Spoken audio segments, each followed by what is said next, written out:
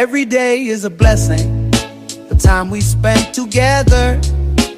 All we can do is promote change, 24 hours better. Welcome back. Well, today I have a special guest, and I want to give a little bit of introduction and clarity on this person's background and their mindset. I read a little bit of their biography and their backstory about where they come from, their situations, the tragedies that they overcame, and how they got to this point in life of like being a leader, a CEO, a mentor, an inspirational, person out in the field to help other people like move along and inspire them not only through transitions and things in life, but inspire them to overcome the obstacles that the tragedies that hold most of us down. I won't get too much into his backstory as far as that. If he wants to touch bases on it, that's great. I'll let him do that. But we do share some kindred things of understanding in that moment of tragedy and what shapes us after the tragedies. And then for me, it's the quiet moments after that shapes us, to who we are, and when we really have to define who we are. So if you would welcome Alan Lazaros. I greatly appreciate, him giving me the opportunity to pronounce everything correctly, but I appreciate you, welcoming to the show. So thank you very much, Mr. Allen. Please, thank you for that. What have you been up to lately? Thank you for having me, first and foremost. I really appreciate it. What have I been up to lately? We had a live event this past weekend. It was a fully virtual event, but it was kind of a big deal. We do Next Level Live. We did it 9 years straight, and it was a big one. So I'm coming off of a tough weekend. We also had a 10-pound and 10-week challenge that just ended. We have a little fitness community, and weigh-ins were that same night. So I weighed in. My goal weight was 201. I weighed in at 199.6, which was good. And we started at 211. So 10 pounds in 10 weeks, 70-day challenge. Our community did it. 58 people in the community, 28 people signed up, and it's been a lot, man. And I'm grateful to be here. I appreciate it. And when it comes to accountability and coaching and how to be the best version of yourself, not in the fortune cookie words, but in real life every day, that's where I live and breathe every day. Okay, so someone came on and they were talking about that discipline is more of the thing than the motivation mindset of that. And for you, there's definitely like some character goals that are in mind, that you have these goals that are set up and they're driven from that. Does it come from a place to where like you're driven by overcoming adversity, or is it driven because you always want to be the better version of yourself? Is there or is there something else in between? It's probably both. I think what ultimately drives me, and I'll share this briefly, you mentioned I had some tragedy. I got in a car accident at 26 that I had a mortality moment, and you also mentioned how it's the quiet moments after adversity or tragedy that tend to shape us. I like that a lot. And so when I was 2 years old, so I was born and raised in Massachusetts, 1988 I was born. 1991 I was almost 3, and my birth father died in a car. When I was thank you. When I was 26, I had done the traditional path at this point. Preschool, kindergarten, elementary school, middle school, high school, college, corporate. And I did it very well. I had a stepdad for a while. My real last name is McCorkle, my birth last name. Steve Lazaros was my stepfather. But 26, I had that sort of quarter-life crisis. Right. And the thing that I realized, to answer your question about what motivates me, adversity or to be the best version of yourself, I realized that after that car accident, had that been it for me, I would have really died with regret. And that's so from that moment until now, that was 11 years ago. I'm 37 now, hoping to hit puberty at 38. You know what I mean? No, I look young for those of you who aren't on camera. But at the end of the day, I kid you not, I would have died with regret. And people are like, well, what do you mean by regret? You lived such a great life. You got straight A's in high school. You did very well. You're a computer engineer, master's in business, all this stuff. Yeah, but for me, I wasn't even scratching the surface of my true potential. And I wasn't putting it all on the court. I was wasting time, effort, and money. I had high school friends and college friends and corporate friends, and I had this thriving social life. but ultimately I wasn't into personal development, self-improvement, and personal growth. So what really drives me, and there's something we call the 5 M's of motivation at my company, and so we are all driven by a lot of things, internal and external. But what really drives me more than anything else is this one simple statement, which is to reach my own unique full potential and to help others do the same. That, for me, that was the biggest regret I had, is if I had died that day like my father did, I wouldn't have put it all on the court. I wouldn't have come even close within Hail Mary distance of my full potential. And now, from that moment until now, 11 years, I make sure I put it all on the court every single day, to the point where a lot of people think I'm out of my mind. No, that's a great point. And how do you actually address someone in a situation to where they maybe haven't gone through that fight or flight mechanism, to that all of nothing, or in type of stagnant point in their life, or stagnant point in their life, to where it's now or never, or it's a definitive version, or are they just not ready for the transition that you're willing to offer? Is there something that you do, or you get to home in on that to where they can have the same passion that you're coaching? Yeah, so it's a great question. I just got off a free breakthrough session, is what we call it, with a man named Alvaro, and he wants me to coach. He has a financial firm that he's run for 40 years. He's 79 years old, and he wants me to run not run his team, but coach his team to be more effective. And I told him, let's start with you, and it's pay as you play, no long-term contract, my coaching. Like, I want to be able to fire you too. If you don't like me, that's fine. And if I don't like you, I'm going to can it. So my old answer would have been, I would try to motivate everybody. I would try to inspire everybody and educate everybody. I have, since my naive has been stripped from me, or I stripped it from myself. I think it's a little of both. But I no longer try to help people climb mountains they don't want to climb. And so I told him, I said, let's give it a shot for a few weeks. I do once a week, I do every other week, or I do monthly, and then I have a couple crazies that are 2 times a week, 3 times a week, 4 times a week. I call them my Navy SEALs, quote unquote. But I said, let's give it a shot for a few weeks, and if it's not aligned, I'm gonna can it anyway.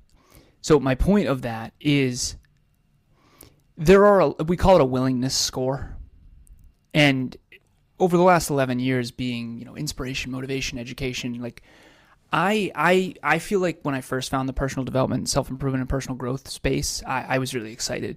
Tony Robbins, Jim Rohn, Og Mandino, and Stephen Covey, and all the books and I now believe most of it is horseshit. And what I mean by that is, a lot of it is rah-rah feel-good stuff that's very overly validating and overly affirming that doesn't actually work. And I think that sometimes you have to start there. That's great, right? But I think the best way to describe it is, motivation is like a fresh coat of paint over rotten wood. The real work is, Kevin and I, my business partner, we playfully joke now. He's a podcaster who tolerates coaching, and I'm a coach who tolerates podcasting. And we have 2,400 episodes, so I still love podcasting. But for me, it's the one-on-one. It's the real work is done behind the scenes when no one's watching. And to answer your question, every time I meet someone, because I've done this work for so long, I can kind of see where they're inaccurate about themselves, others, in the world, and I can see where their blind spots are, and I can see why they're not successful. Because statistically speaking, the majority of people are not healthy, wealthy, and in love. They're not, fit and wildly in love. And anyone can be, but almost no one is gonna be. And I think that second part is, I never used to say. I used to say anyone can be a millionaire, right? There's 24 million millionaires in the US. It's the largest economy on planet Earth, but globally there's like 70 million. And so everyone can be wealthy, but almost no one will. And a lot of that's generational wealth, so that's dependent on where you're from and all that too. But everyone talks about how they want to be financially free, but almost no one ever will be. And that's really been hard for me to swallow, because these simple fundamentals do work for everybody, but very few people actually do them. And that's why I always say that behavior change is power. Knowledge isn't power, but behavior change is. Because we can all research how to lose weight, but almost no one can get you to actually do it. And if you can't get yourself to do it, you're in a lot of trouble. So the willingness score, high humility, high work ethic, and a high improvement orientation. And there's tells if you're faking it or not, because a lot of people in the social world like act, if I, who here is into personal growth? 1,000 people would raise their hand out of 1,000, but very few of them. And if I had a camera on you, creepiness aside, like, would I still think you're actually into personal growth, or do you just, jump up and down and say it, right? Well, you made a good point, or let me get closer. You made a good and a valid point about the industry and the space that we're in today, right now, and how there's some negative context to and aspects of certain things without naming names. But you named a couple of things of those feelings and how they're counterproductive to development of things, because sometimes, let's face it, those people are the ones that are seen first, that are heard first, because they're the loudest, the brightest, the biggest, and that kind of thing. And then there's also this reshaping of the mind and the space in between when you're talking to people of what their expectations are, what they feel like, and they just dump their problems on you and say, hey, here, fix it. How do you, how do you go through this navigate through this field to say, we're not the used car dealership that you're used to? Yeah. It's like, what I've been saying, and sorry if you still had more to that question. No. Yeah, I'm ready to rock. I love the questions so far. This has been great. Appreciate it. But we're not the used car dealer you're used to. The way that I've been doing it, the best way I can describe it is, I said this at my speech for my event this past weekend. I opened it with, the reason you are not more successful is not because you don't believe enough in what you already believe. It's because you have massive blind spots. So I use the metaphor of a self-driving car. And what I say to people when they come to me, even with Alvaro, I would love, like, let's give it a shot. But listen, I've heard every story. Like, I'm not naive anymore. I mean, for 11 years ago, I'd been like, yeah, I'll coach your whole team. I'm excited, right? Like, I've seen too many people just be so full of shit that it's nothing against him. I just don't trust anyone until they prove it over time anymore. Because ultimately, like, I don't know, everyone acts like they're into personal growth. Everyone acts like they're hardworking. Almost no one actually is, right? So I need to see it over time, and I need to see it over an extended period of time. So yes, I believe in people, and I need it to be consistently proven. I call it the unrelenting tortoise versus the entitled and arrogant hare. And I have this asset that shows, discipline and grit, and the tortoise, and it's got like arrows stuck in it, and the hare is like scrolling on Netflix, right? And in the back in the day, in the 90s where I grew up, we made fun of infomercials. Now the whole fucking internet is an infomercial. Yeah. And it's just nuts, because nothing works unless you work. And so that's what I lead with now. And I said this to the people at Next Level Live. I said, the internet is very affirming and validating. It's trying to help you feel good about yourself. Like, what is plastic surgery, and what is not all plastic surgery? Some of it's not cosmetic. Some of it is actually function.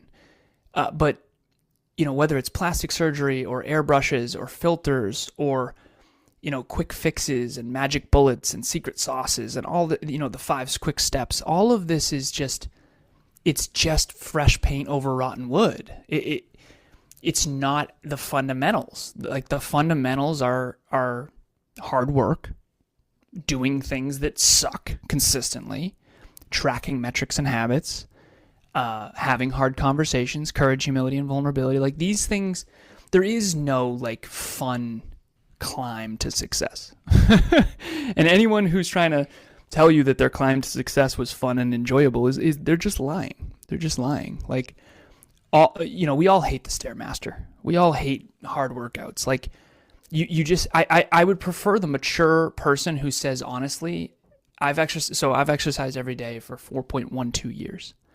I have a tracker every day. My girlfriend and I, future wife, we've been tracking it since March 1st of 2022.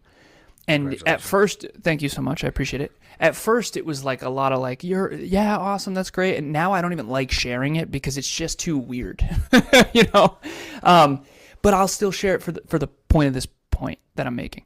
which is, it started out with 30 minutes, and we ramped up from 30 to 35, 35 to 40, 45 to 50, and now we're at 60 minutes a day minimum, and I've done it every day for 4 years, plus 4.12 years according to my tracker.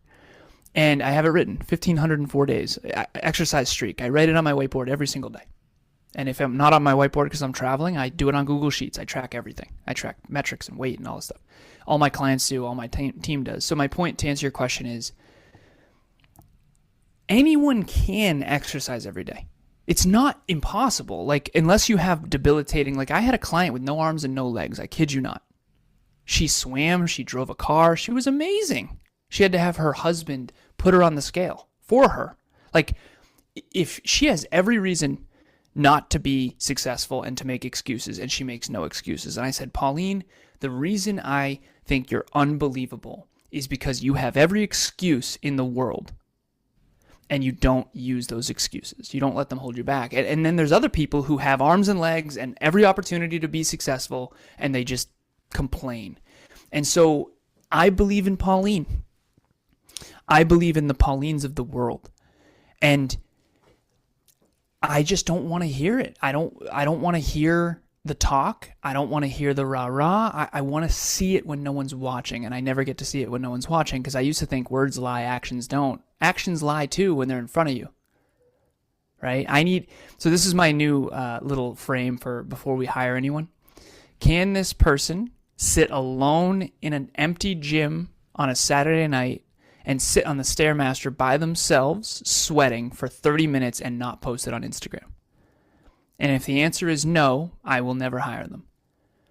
I need to know that you're doing it to actually do it, not just to share it. You can share it too. I'm on social media. I got fitness content too. Right. But it's not, I'm not going to the gym so I can share it. Right. I'm going to the gym because it's forging humility. You want to get humbled? Go do pull-ups. Pull-ups are so alarmingly humbling. I'm like a fairly strong guy, 200 pounds, decent body comp. Pull-ups make me feel awful about myself. Awful. Especially weighted pull-ups. That's what I'm looking for. I'm looking for humble pie every single day. Time your miles, you will get humble pie. Do pull-ups, you'll get humble pie. You know, and I think that when you eat humble pie every single day, you do end up extraordinary, even though you feel very, very inadequate. You're actually describing a very intimate point of my life. That's kind of funny. I ran cross country for years. I was on the cross country team, and that conversation that you have with individual body parts or yourself in those moments, when your knee hurts. Those moments, it just means something different to keep going when you're hurt to the point no one else is around.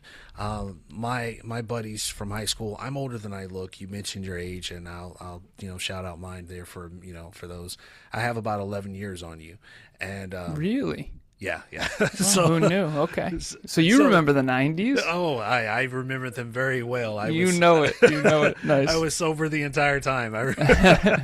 But it was an amazing time because all of my friends during that cross country team, we still talk to this day. Nice. That's awesome. We're just built different. And I don't mean that, to exclude anyone. I'm just saying, like, runners in that mindset of communicating and going through that transition that you're talking about of like, it's me, it's nothing else. This is what I have to do. It's hard to find that group of people that are just dedicated to running the extra mile, no pun intended. And now that you're saying that, that's a starting point for you. That's a starting point for you. I could not finish a lap around the track when I first started. Yeah. It took failure. It took failure after failure after failure. It took embarrassment, like you said, the humility of changing that. It took all of that to get me to the point to want to be that person. Now, what do you do if you have somebody that wants it? Yeah, nice. But can't do it yet? Nice. They want it. They're there. They're showing up. they may not fully have the wits about them, or the knowledge, or know how things end. Because a lot of the times I'm dealing with people because they don't see the end game. Mm-hmm. They're scared to play, you know? So how do you deal with that? What I've found is the people who actually, we call it the drive to 5 at my company. Kevin and I kind of created this. So he started under, I started over. The zeros don't believe they can get a mentor. The 10s don't think they need one. Right? So the zeros don't believe in themselves. The 10s believe in them, are delusional, basically. And we call it the drive to 5. Aim too high, you'll get humble pie. Aim too low, and you won't grow. And what I've actually found is it's actually harder, ironically, for me to coach people who are over. The people who think they're better than they are, I actually don't believe in anymore. Because you basically have to keep popping their balloon in order to get them to work harder. Whereas Kevin is you don't have to pop his balloon. He already thinks he's not that great, so you just have to convince him that he can do it. Which is not that hard, actually, because he's pretty great, believe it or not. It's this weird paradox where I've found the people who actually don't think they're that great are actually the greatest. Right. And then there's the occasional, rare, self-aware, like a Michael Jordan who knows he's great and is great. Like, there are some of those people, and I would consider myself one of those in my own way, and I'm not comparing to Michael Jordan necessarily. But my point is like, level 1 is I think I'm great already, but I haven't proven it yet.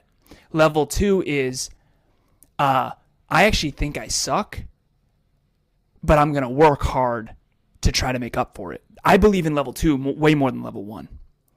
And then level 3 is like, okay, I believe I'm capable of more, and I'm starting to believe in myself, but I need to prove it every single day. And then level 4 is like, oh shit, I think I'm built different. I'm actually kind of scared of how different I am than everyone else. Okay. And then level 5 is like, okay, I know that I'm great. I accept that I'm great. I accept that I'm gifted. And I'm going to see how far I can fucking take this thing. And that's like a Tom Brady, right? Or a Serena Williams, or a Michael Phelps, or a Michael Jordan, or a Kobe Bryant, or right? But like, and it depends on what your thing is. But for someone who's out there who wants to start, you got to figure out which level you're on, and you got to figure out what you need, because each level needs something different. This is why it's so brutal to watch someone, and again, I respect Oprah deeply. I do. And she says, like, if I could go back in time, I wouldn't have worried so much. It's like, Oprah, the reason you're Oprah is because you worried. Right. Like, you did 20 years of the Oprah show and didn't miss a single time. Not one time did you miss. You can't tell someone on the couch eating Cheetos in college not to worry so much. Right. They need to concern themselves. Like, it's all going to work out, not a chance. It's all going to work out is a terrible strategy. Hope is not a strategy. It's not all going to work out. Your future is not bigger, better, and brighter by default. Like, you might put it all on the court and still lose. That's the truth.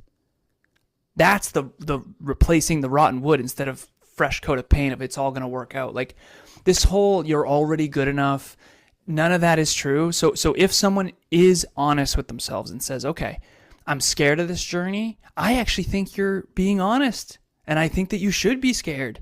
And I think that fear is proof that you're actually humble. And, you know, are you scared that you're too good, or are you scared that you're not enough? Start there. Are you scared of not being successful, or are you scared of being villainized and hated? Okay? That's usually the two buckets. Like, there's gifted people who believe in themselves a ton, but they dial it down socially because they don't want to be hated. That's me for sure. Or they puff up to protect themselves, the Goodwill Hunting thing, right? And then the other person, the majority, is they pretend they believe in themselves when they socially, but deep down they really don't.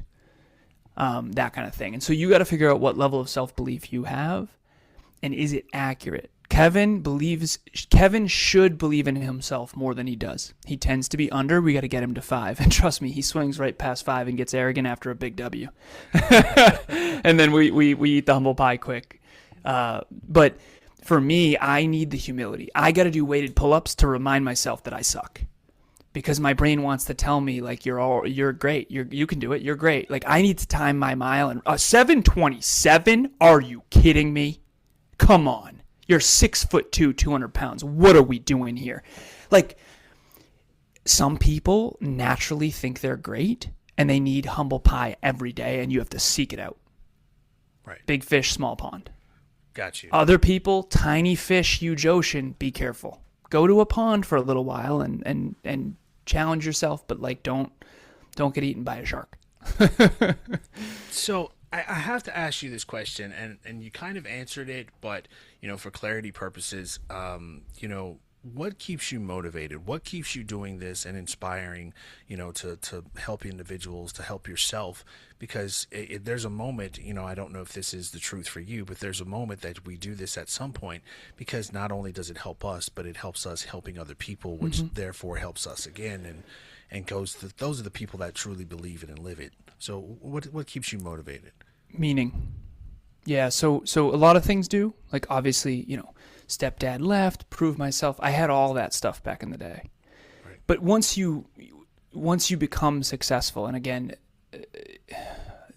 that's why success is such a weird thing. You don't ever get there. I love the quote where it's like, you can never own success. You can never own it. It's unownable. You can only rent it, and the rent is due every day.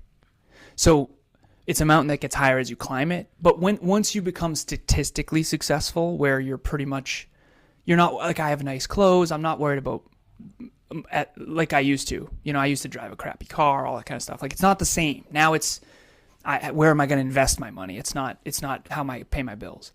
And so what motivates me now is meaning. And it always has, actually. And that's why I think, films are such a great, the best books are the most meaningful ones.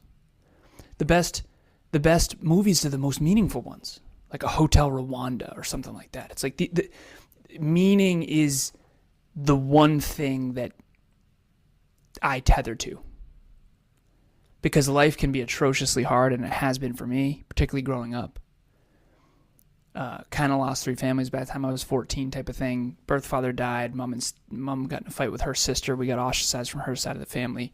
Between the McCorkles, the Lazaroses, and the Higgins family, I've only seen a half dozen of them, right? So I kind of grew up without a family in some ways. I had my mom and my sister, but the point is that, like, life was just existentially awful for me. Birth father died, stepfather left, like, it was just existentially awful. So I had to find something to tether to that was bigger and brighter amongst the darkness. And it still to this day is meaning. Like, I have a deeply meaningful relationship. And this is the thing that I think we've lost in the 21st century, at least a little bit, some of us, particularly in countries like the U.S. And I'm not picking on the U.S., I mean like wealthy nations. Right. Is we lost meaning because meaning comes from challenge.